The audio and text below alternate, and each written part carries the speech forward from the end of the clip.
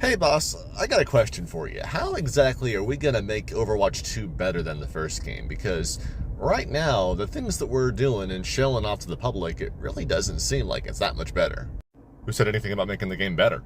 Well, I mean, ideally, we add something of substance, something of value for people to return to the game for, like, say, PvE or a story, but we don't have that. That doesn't even come until next year. All we've really done is just remonetize the things that previously weren't monetized so that we can make more money and essentially charge our customers more. And this is a problem how?